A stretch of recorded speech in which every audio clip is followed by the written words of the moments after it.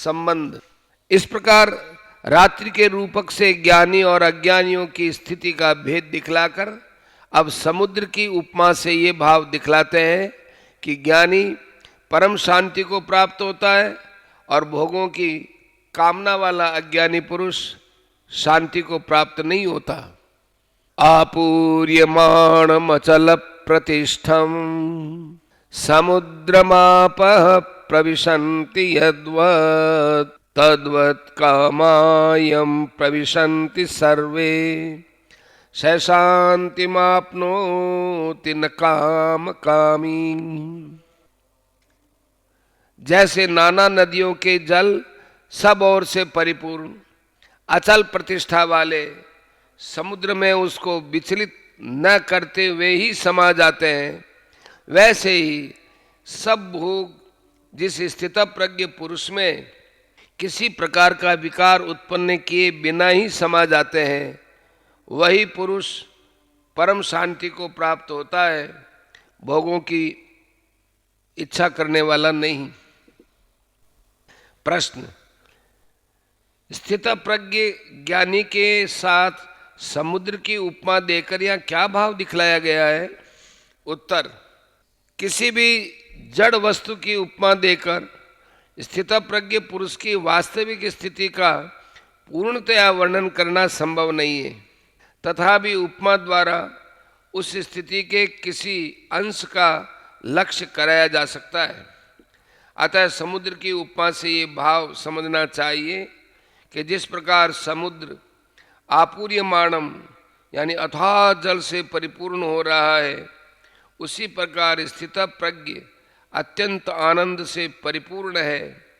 जैसे समुद्र को जल की आवश्यकता नहीं है, वैसे ही स्थितप्रज्ञ पुरुष को भी किसी सांसारिक सुख भोग की तनिक भी आवश्यकता नहीं है, वह सर्वथा आप्त काम है। जिस प्रकार समुद्र की स्थिति अचल है, भारी से भारी आंधी तूफान आने पर या नाना प्रकार से नदियों के जल प्रवाह उसमें प्रविष्ट होने पर भी वह अपनी स्थिति से विचलित नहीं होता, मर्यादा का त्याग नहीं करता, उसी प्रकार परमात्मा के स्वरूप में स्थित योगी की स्थिति भी सर्वथा अचल होती है। बड़े से बड़े सांसारिक सुख दुखों का संयोग वियोग होने पर भी उसकी स्थिति में जरा भी अंतर नहीं पड़ता। वह सच्चिदानंद घन परमात्मा में नित्य निरंतर अटल और एक रस स्थित रहता है। प्रश्न, सर्वे विशेषण के सहित कामा पद यहाँ किसका वाचक है और उनका समुद्र में जलों के भांति स्थित प्रज्ञ में समा जाना क्या है? उत्तर, यहाँ सर्वे विशेषण सहित कामा पद काम्यन्ते इति कामा अर्थात जिनके लिए कामना की जाए उनका नाम काम होता है।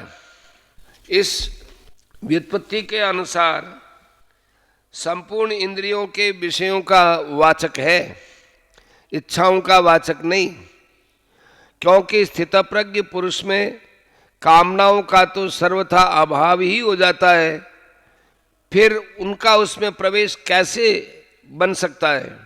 अतएव जैसे समुद्र को जल की आवश्यकता न रहने पर भी अनेक नद नदियों के जल प्रवाह उसमें प्रवेश करते रहते हैं, परंतु नदी और सरोवर के भांति न तो समुद्र में बाढ़ आती है और न वह अपनी स्थिति से विचलित होकर मर्यादा का ही त्याग करता है। सारे के सारे जल प्रवाह उसमें बिना किसी प्रकार की विकृति उत्पन्न किए ही विलीन हो जाते हैं।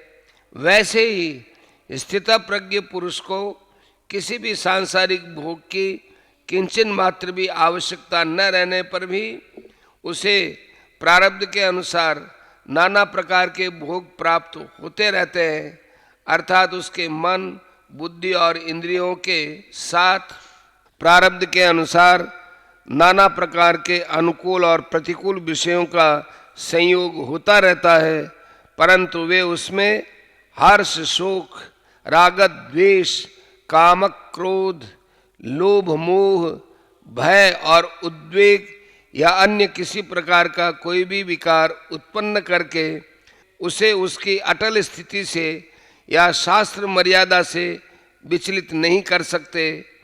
उनके संयोग से उसकी स्थिति में कभी किंचन मात्र भी अंतर नहीं पड़ता।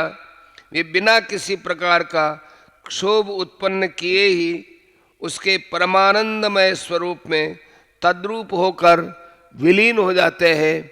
यही उनका समुद्र में जलों के भांति स्थित प्रज्ञ में समा जाना है।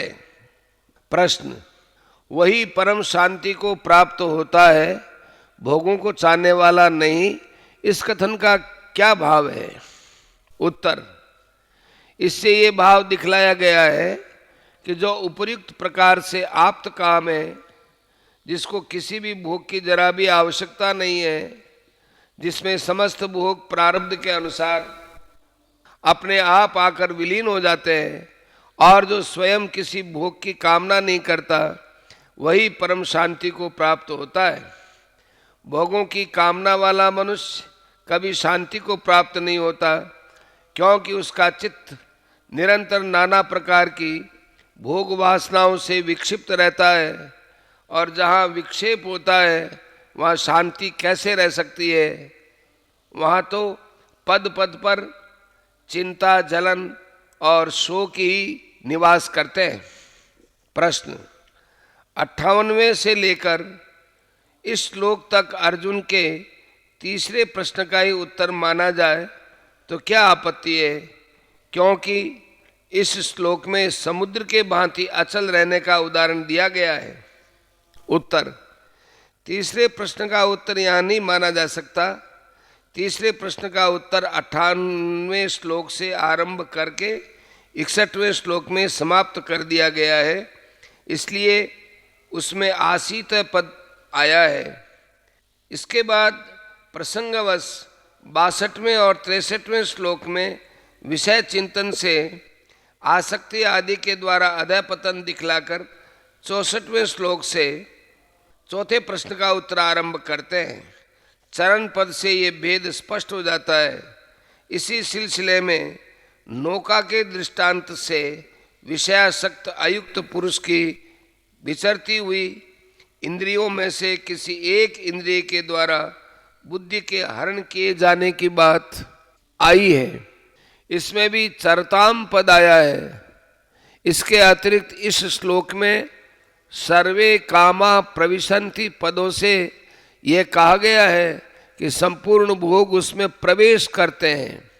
अक्रिय अवस्था में तो प्रवेश के सब द्वार ही बंद हो जाते हैं, क्योंकि वहाँ इंद्रियां विषयों के संसर्ग से रहित है। यहाँ इंद्रियों का व्यवहार है, इसलिए भोगों का उसमें प्रवेश संभव है।